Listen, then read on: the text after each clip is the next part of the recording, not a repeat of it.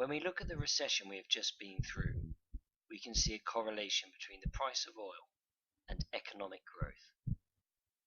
It was high during the boom years and then spiked and crashed at the start of the recession. But to understand our present circumstances, we need to understand the past and the future. The price of oil is currently over twice the 50-year average of $43 a barrel when adjusted for inflation. It is even well above the 20-year average of $53 a barrel. During the recession and recovery, the price of oil has actually averaged an enormous $83 a barrel.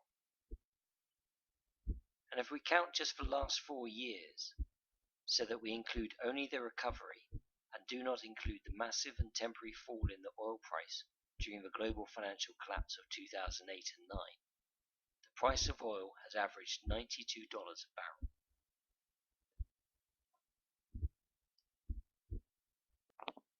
The recession has led to a pronounced decoupling of the price of oil from economic output. It seems that there is no longer a silver lining of lower prices for the economy's most important product when things become economically tough. Convergent globalization is the idea that through a few economic and social adjustments, both rich countries and poor countries can arrive at a common point in the future where equity, fair access to goods, services, and the means of producing these, is balanced with the sustainable management of limited and declining resources such as oil.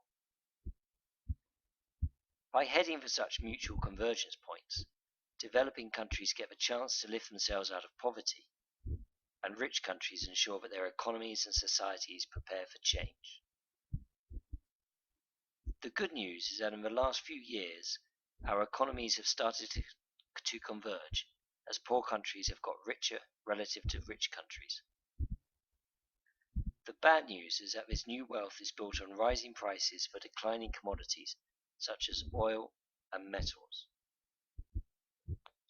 Economists generally find that this type of growth is less stable in the long run than growth that is built on manufacturing and services, which often requires investments in education, health, and infrastructure to underpin long-term, or what economists would call sustainable, growth. This new wealth is also built on higher prices for agricultural goods and land. In the short term, this can be good, as it raises the income of poor people who tend to live in rural areas. But land and agricultural goods are notoriously prone to bubbles, rapid and unsustainable increases in value that can burst and leave investments worthless. Climate change and environmental stress increases uncertainty in these markets, leading to ever greater bubbles and ever longer busts. Orthodox economists will say that a world in which poor people are getting richer, and where even after a bad recession people are still rich, is a vindication of modern capitalism. Poor countries across Asia, Africa, and Latin America are starting to do well in part because they have learned to exploit the comparative advantage of rising prices in rich countries for food and minerals. A comparative advantage also comes with comparative disadvantage. Because rising prices affect everybody, poor countries also face the same pressures of feeding themselves and developing their economies too. And the logic of economic development means that comparative advantage can only be maintained if nations can continue to adapt to new opportunities that come their way. Some developing countries try to gain comparative advantage by what is known as infant industry protection. When countries start to produce enough of certain commodities, especially agricultural products, with high prices such as cotton or sugar, they will seek to export these for hard currency and to protect their producers against foreign competitors dumping cheaper products in their market. Take Ghana's cotton industry, for example. The government of Ghana notices that cotton prices have been rising, and Ghanaian cotton is of good quality. It offers credit and loans to cotton producers to produce more. But in order to invest in higher productivity, they give further loans to producers to buy machinery from America to turn the cotton into t-shirts, and scrap the import duty on cotton spinning machines in order to incentivize producers to invest in manufacturing. To fund the loss of revenue from import duty on cotton spinning machines, the government of Ghana increases import duty on American cotton products. This creates a double incentive for Ghanaian manufacturers to grow cotton and make t-shirts in Ghana. Now Ghanaian cotton has two advantages: increased productivity driving costs down, and decreased competition driving demand up. But development through infant industry protection only works so far. Before long, Ghana protecting its cotton industry is likely to provoke Americans to protect their corn or wheat industries. And because poor countries are more dependent on imports than exports, infant industry protection often fails.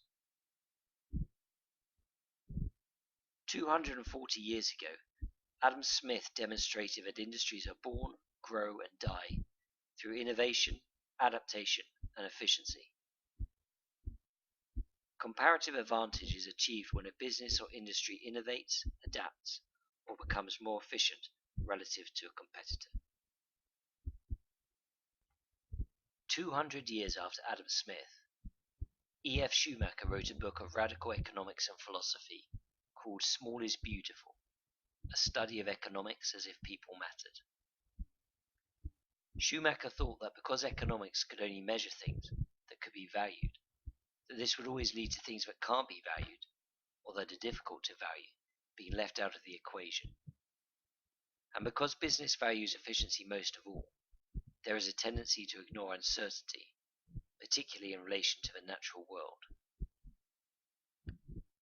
The implication of his thought is that all of modern economics is based on only one half of the economic balance sheet, while ignoring the other, the environmental and social systems that economics are embedded within, and that long-term prosperity is premised upon. Convergent globalization is not just about climate change. Through the principle of equity, we reframe development to take account of future environmental and social change, so that rich countries can develop to sustainable economies, and poor countries retain their rights to development. To find out more about the Schumacher Institute, visit us at www.schumacherinstitute.org.uk.